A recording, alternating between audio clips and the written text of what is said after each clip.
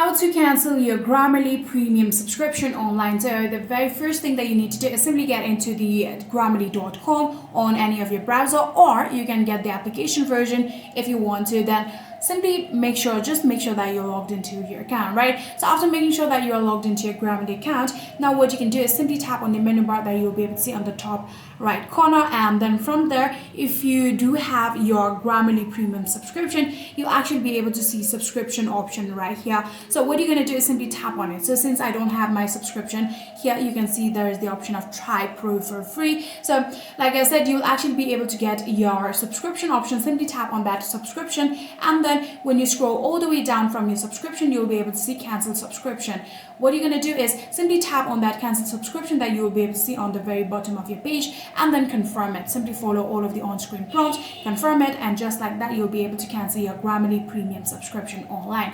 So yeah, that is it. If you guys do have any further queries, then please let me know in the comment section down below.